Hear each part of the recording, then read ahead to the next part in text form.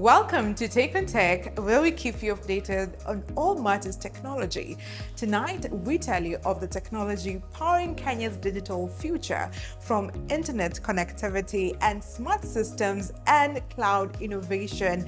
We are featuring Vilcom Networks today, which has been rated 6th internet service provider by the Communication Authority of Kenya.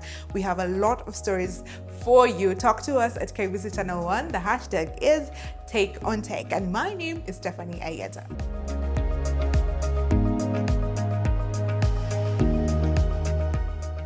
Kenya's digital economy continues to expand rapidly. And at the center of that transformation is connectivity. We sit down with Vilcom Networks CEO, Agnes Limo, popularly known as Mama Fibre, to explore how local internet service providers are shaping the country's digital future through affordable internet, smart technologies, cybersecurity, artificial intelligence, and virtual reality. According to Agnes Limo, connectivity starts with infrastructure. Vilcom has invested heavily in fiber expansion, building more than 7,000 kilometers of fiber infrastructure while leveraging partnerships that provide access to over 30,000 kilometers of network coverage across the country. The company says affordability remains central to its strategy, ensuring internet access is available to households, businesses, and institutions across different income levels.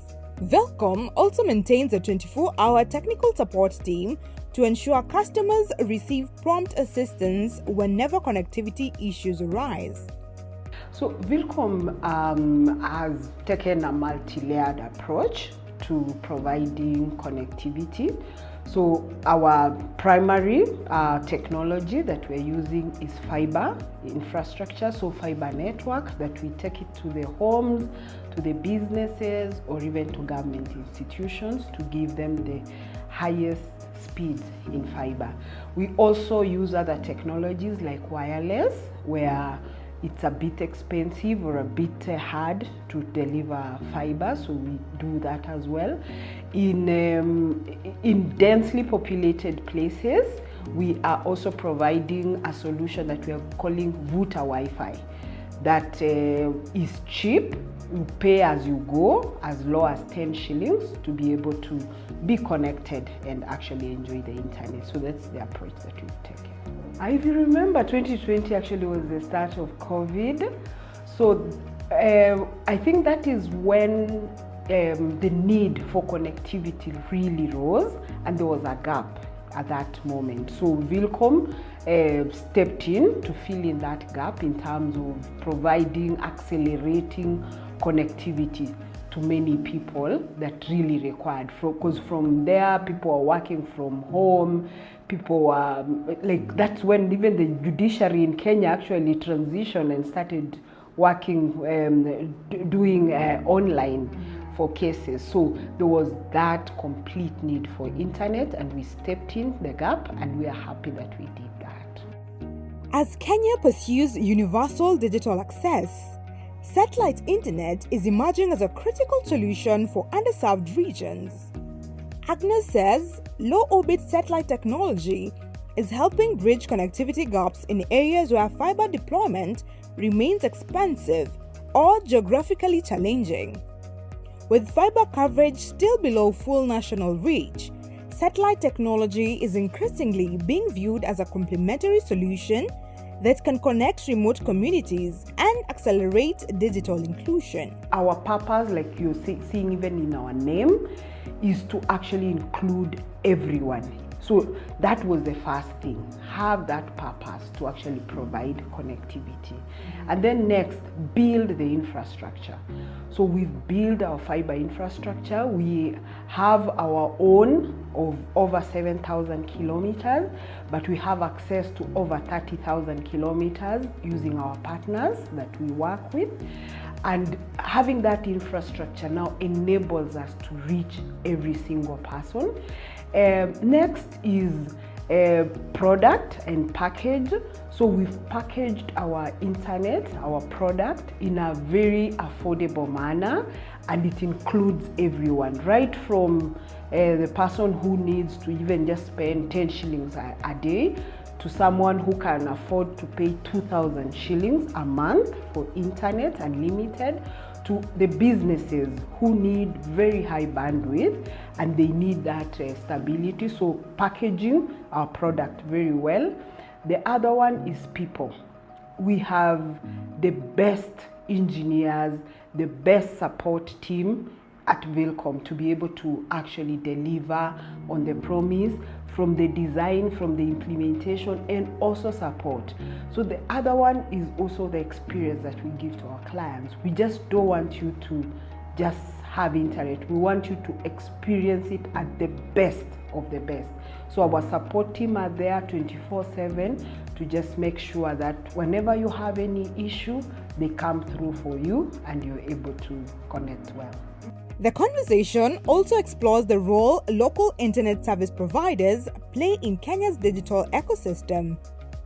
According to Agnes, local providers understand the unique needs of Kenyan consumers and can provide faster on-site support compared to large multinational operators. She adds that supporting local technology companies help retain revenue within the country and contributes directly to economic growth and job creation. Local ISP, we understand ground. I think that's what I'll say. So because we have the homegrown solutions that we will be able to give our clients, we understand the land, we understand the country, we understand the needs. So in terms of actually coming with customized, localized packages, that is the space we will be. As opposed to global giants, they will be looking at it more from an overall perspective and will not give very particular services to the clients. When you talk about support, most tech giants will be doing remote support, but here, like at Vilcom, you will call and we'll be there. Our technicians will come and knock at your door and actually resolve any issue. Like, I feel like internet, especially to the homes or to the business, is a very intimate solution because customers are allowing us to come deep into their homes. So you need somebody you can trust, you need somebody you can see, you need somebody that you can be close to be able to serve you. The other thing is what it does for the country and for the economy. When local ISPs actually do the work, the revenues remain here in Kenya and it helps us to grow the country, as opposed to the revenues having to go outside the country and therefore slows down our growth as a country. So I think that is how we really contribute, and we have what it takes to be able to do that and do a very good work. Looking ahead, Agnes predicts that up to 95% of Kenyans could be digitally connected within the next decade if infrastructure investment continue. I'm seeing a more connected Kenya where a good number of the population, I can estimate at 95%, if we go by what we are doing right now, and also recognizing the plans that the government has in accelerating infrastructure and having it accessible. So I can predict about 95% of customers will have been connected.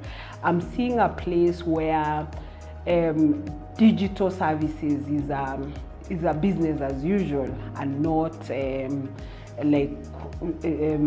very private to a few people. I'm seeing a place where smart homes, smart cities has actually taken up, and there is a lot of security in terms of so many CCTVs already deployed, so many analytics being done to be able to understand the security of the nation. I'm seeing a place where businesses we'll have actually adopted data analytics and AI to be able to have data-driven decision making and not a lot of guesswork in their businesses. So I'm seeing a place where technology is actually integrated in our lives 90% of the time. The future of immersive technology also features prominently in Vilcom's innovation strategy. Through virtual reality applications, users can experience interactive gaming environments, virtual training simulations, educational laboratories, real estate tours, and immersive retail experiences. A demonstration by Vilcom's development team showcased a futuristic smart city where users interacted with virtual objects using motion-based controls and real-time responses. The company believes virtual reality has the potential to transform learning, business operations, entertainment, and scientific research. We are really building, we are doing a lot of software development. One of the platforms we are building on is on virtual reality. So we are building software on virtual reality, games on virtual reality, so that anyone is able to get an experience as if you are actually there. So one of the key things we want to bring to market is virtual labs.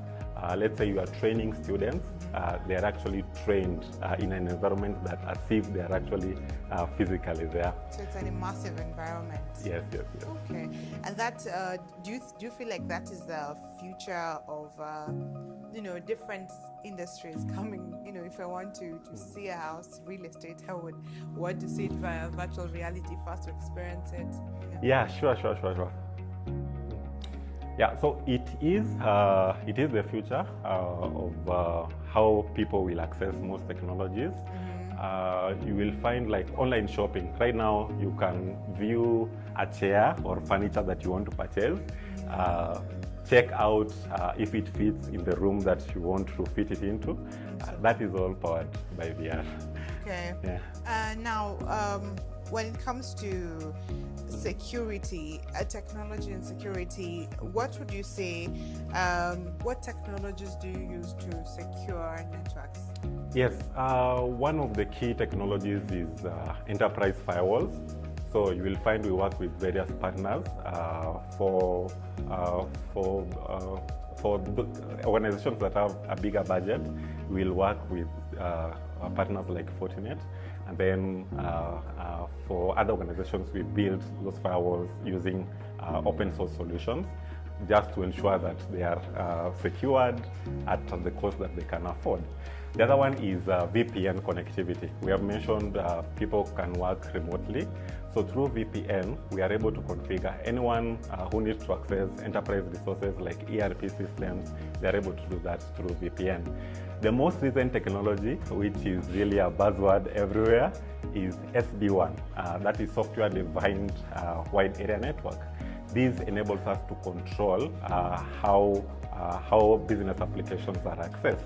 You can limit which business applications are accessed at what time by the organization. From that wonderful feature, we have a question for you. Where do you think we'll be headed as a country if we take up such technologies such as this, virtual reality in every sector? Talk to us at KBC Channel 1. The hashtag is #TakeOnTech. And my name is Stephanie Ayeta. I will see you next week, same time, same place. Until then, let's keep innovating.